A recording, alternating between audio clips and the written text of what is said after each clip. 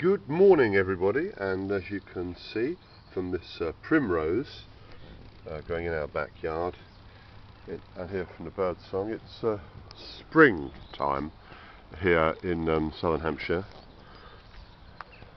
This is our backyard and Julia does most of the work here. This is I do a lot of recreation through playing guitar. She does a lot of recreation in the back garden. This new camera isn't focusing very well.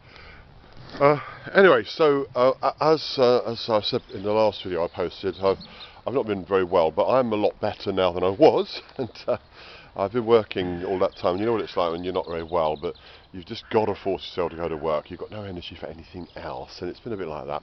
I'll be okay. Oh, I've just seen a bee in this flowering shrub. I don't even know what the name of this is.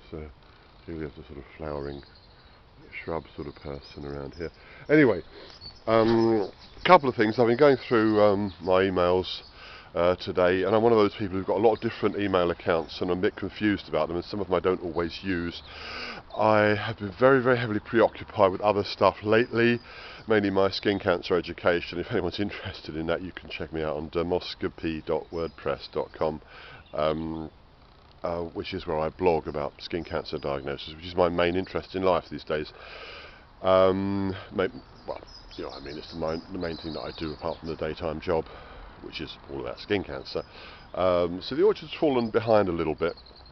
We pulled out of the farmers markets 3 or 4 years ago, 4 or 5 years ago, and this year one thing led to another. We could not do any signwood send out, so that's not happened this year. I want to apologise to all the people who have sent me questions or kind wishes or requests or pointed out information or offered to send me signwood, and I didn't get back to you. I didn't even acknowledge. I'm sorry about that. I've just been so busy, and we get a huge number through. Please everybody accept my kindest thoughts, and if you don't get it, I haven't had a personal response from me to anything that you've emailed or personal messaged me, please don't take it as an affront. I just haven't been going through all of that.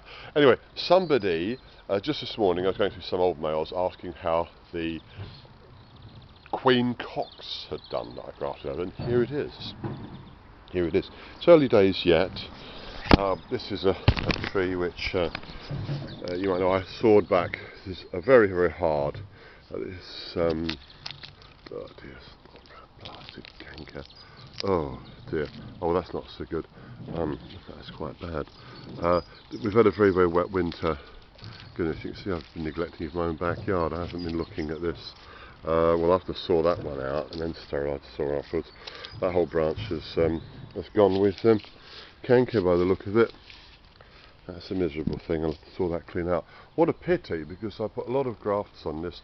What I did with this tree, it's an old apple tree, variety Arthur Turner. It's a cooking apple, which wasn't much use to us. It was okay, not a bad Arthur Turner, not a bad cooking apple. Very regular, very reliable. It's a nice cooking apple. It makes a nice froth. It fruits more regularly than Bramley, and it keeps reasonably well. But we didn't want it, we didn't need it, so we grafted this over to Queen Cox. As you see, there's a saddle graft, there's a double cleft graft, there's another double cleft graft, there's a saddle graft that took. What a pity, the whole branch has died as a result of canker, presumably where it's an old tree. It's just been very, very, very wet. It's been really wet for so long. I mean, the grass is just squelching out here. Oh, too bad. Well, the overall tree doesn't look too bad. I must avoid touching anything else. There's a cleft that's taken quite well. There's another double cleft. It's funny, often when you do a double cleft graft, one will take very well. Look at that. And the other won't. Not to worry. There's another saddle. There's another cleft. I think one, yeah, one's done very well, the other hasn't. I'm just going to step back a little bit, being very careful not to trip, because we've got a step here. Yes, I pulled back a lot of ivy. I'll come back and pull back the rest of this ivy. You don't really want ivy growing up a tree. It can be quite decorative, but again, it gives a lot of home for pests and things. I'll pull some of this back. So there we have it. There's another bit of canker there, and another canker. There we have it. There is a tree which I think 3 years ago I sawed that down. I sawed that back extremely hard, yielding huge bits of wood like this. These have dried out. I should have sawed these up into logs earlier. I think I had the idea that I'd perhaps borrow a friend's bandsaw and saw these into planks and make something out of them, but that never happened. And I'm hoping to use those for a very special barbecue, maybe a pit roast a whole sheep, maybe, but that's another story. Yeah, so here is the so far. No fruit on it yet, obviously. But you can see what I've done. Sawed this back very hard, sent up a load of shoots. I cut up most of the shoots. I grafted over.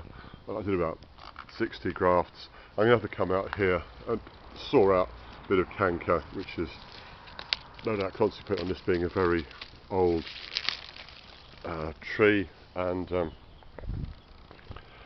fact that we've had this incredibly wet, warm winter. Okay, that's about it then for now. I might go over to the orchard later. I hope if you're in the northern hemisphere that you're enjoying the spring, although probably if you're in Minnesota or Scotland it's probably still very much colder than it is here in southern England.